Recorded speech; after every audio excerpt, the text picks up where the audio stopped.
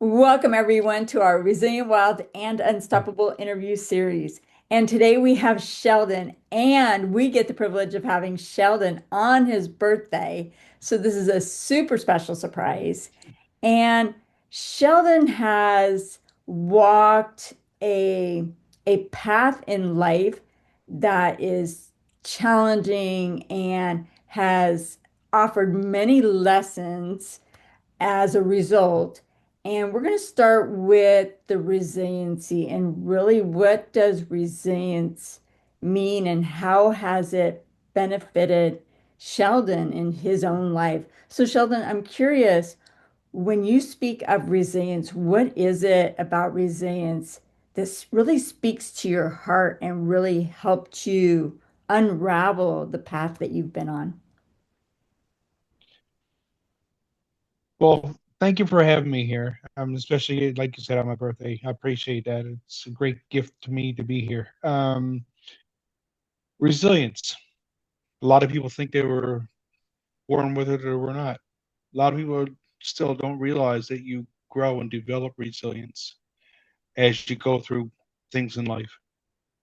I believe because of the things that I've been through in my life, such as being born with a physical disability, life is difficult. I faced abuse growing up, struggled deeply with where I fit in. Later went through addiction and homelessness and spent years carrying pain that I did not even have the words for. But over time, I began to understand something important. My life was not only about what happened to me, it was also about what I became through it. Because I knew that there was a reason for me to be here. Most of my younger life, I always wondered, why am I here? What's my purpose? Until I come to realize, like, the world doesn't owe me a favor. I owe the world a favor to, through my things that I've been through because of my resilience. Because here to help people realize that they all have in them resilience that they can develop, and that is a big part of what I do now. I help people look at their lives differently. I help people see that even when they feel shut down, overlooked, and dismissed, or broken by life, there is still something in them worth reconnecting with. There is still strength. There's still direction, and there's still a voice. We all have one. We might not know how to use it properly. We might not even know how to use it or believe that our voice matters. But because of the things that I've learned in my life, I know that we all have a reason to be here. And I believe that's because of resilience. If I wasn't resilient enough to keep going, I wouldn't be here today. So hopefully that answers your question. That is super powerful. I was getting chills just listening to your story. And one thing that came up that I was trying to write and my pen didn't want to was when you said that the world didn't owe you, you owed the world. And I had never heard that before. And it just hit that it's like your purpose was unfolding in front of you, and Mhm. you had to really be brave, bold, and courageous enough to step into it.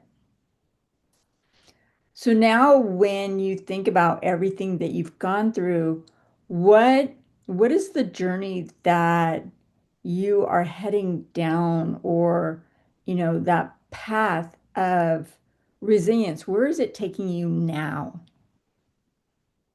Well, my life looked very different from what I had imagined. Well, like many of us, I guess. For a long time, I was more focused on surviving than understanding myself. But I come to realize survival can only carry you so far.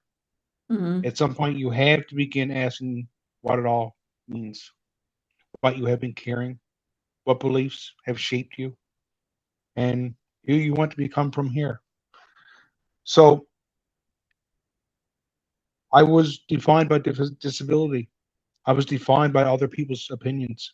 I was defined by abuse, defined by struggles, defined by addiction, living on the streets.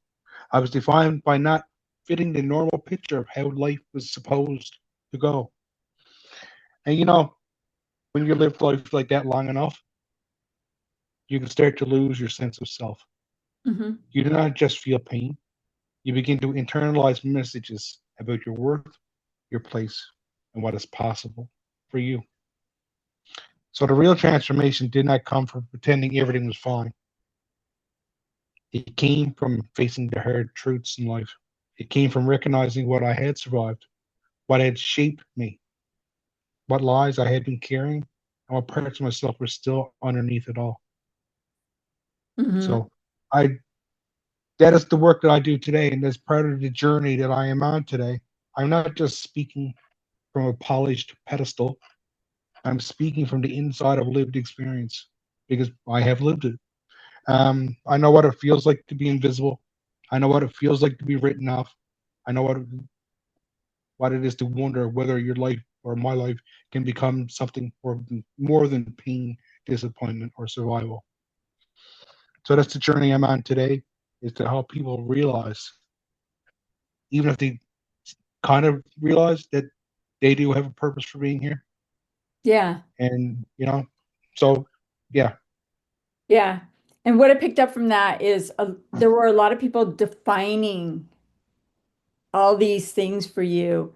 And now you've stepped into really defining your own life, hmm defining your own purpose, defining your own path, and defining the, what it all means for you at your heart to keep going and keep building on the foundation that you've already built for yourself.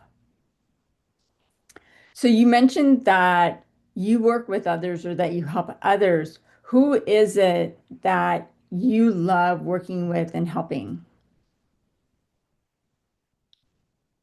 well, I can see strong alignment with what you're doing with your group because I think a lot of your community is made up of people who have spent years taking care of everyone else, pushing Hmm. through, carrying expectations, silencing themselves, and trying to be who they thought they had to be. So that's some of the people that I help. Is even though my life story is different, like the deeper emotional experience, people that connects with the feeling of being invisible, people who feel like they're losing themselves, people feeling like they're waking up, realizing how much things have changed, the Hmm. feeling of wanting your life to mean something more. So not no specific group, but mostly I help them or work with persons with physical disabilities or persons in midlife crisis or or lately it's been I've been going around to a lot of different high schools and giving talks to, for example, grade 11 students. Like I, Oh, the okay. recent the recent talk, the most recent talk that I've given was to 200 grade 11 students about resilience and overcoming adversities. Hmm. And helping another group that the main group that I work with is persons with addictions. Okay. So that's the three main groups. Uh, Ones that have been through the human struggles in life, or the ones who are looking to get out themselves on the straight and narrow again. Yeah. When somebody is going through the challenges of a physical disability, the challenges of addiction, how do they find you? How do they find me? You mean where am I located to? Like my Well, platforms? yeah, I wasn't sure if you were tied to locations or services that have this, like a directory almost, because I don't, there's a lot of people here in this community that can benefit from who you are and the experiences that you've had and your books. And when I think of addiction and physical disabilities, some of those people are not on social media. So people who are not on social media, I'm just curious because maybe there's that that string that attaches everyone that is on social media knows somebody who's not. And so I'm Right. curious, those people who are not on social media but maybe want to reach out to you, Okay. what is that path? Okay. Well, thank you for asking that. I've actually formed, organized, created, established Crocker's Transformative Thinking Okay. a few years ago as my own company. It's not built on slogans or surface level positivity. It's built on reflection, honesty, resilience, and helping people think differently about their lives and about themselves. So really, I help people to transform their thinking. It's like some people joke around and say, "Oh, what are you, a transformer?" Like with the cartoon Transformers. It's like, no. The way I see it is, I know this is not really answering your question right now, but it's leading into the Right. answer to your question. Um, it's like, okay, no, people say, well, I can't climb a mountain. It's like, well, might not be able to climb a mountain, but you can probably walk around the mountain, or you can probably find some dynamite and blow a hole through the mountain. So that's how I transform people's thinking. Right. That's where I can be found from Crocker's Transformative Thinking. But through my speaking at different events online, I speak at summits, I speak Okay. on different things such as that. I speak in public. I speak at high schools. I speak at different addiction groups. Okay. My three books that are published, Keep on Walking, Road to Resilience, and Resilience to Define, are available on Amazon. They're also available in, I'm not sure if you have them in the US or not, but Kohl's, Indigo bookstores. Um, it's a big national chain, as far as I know, national Canadian national chain, Kohl's bookstore. Um, and they're also available locally. They're available in the different hospital gift stores. That's where I have them so far. You can pick them up from me generally in person, but I sign autographs. But so yeah, through my speaking, through my books, Okay. and I also have a self-paced course. I don't teach. Is it a self-paced course? Is on the platform called Thinkific. I don't know if you're familiar with Thinkific or Yeah. not. So I have a course on there as well, which is a 6-week course. Do it at your recommended 6 weeks. So that's a few places where I can be found.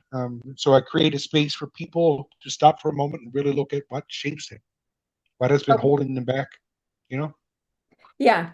And the reason why I wanted to bring that up is because there's so much power in what you've experienced and what you offer that sometimes people want to know other paths to that would be beneficial for your message.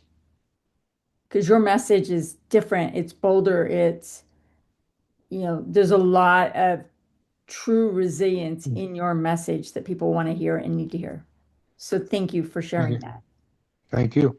With that, is there any other words that you want to share in this interview before we close it out?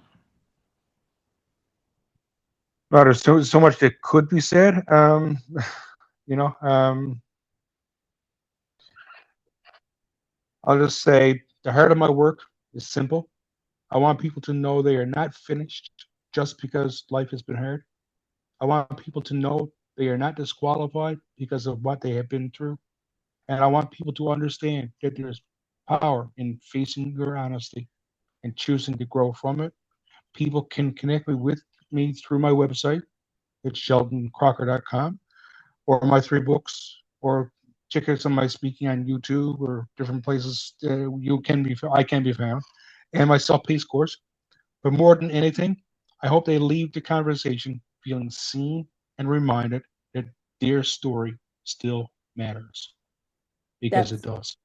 that is beautiful, perfect ending, and I have loved this interview. So thank you so much, Sheldon, for sharing your heart on your birthday.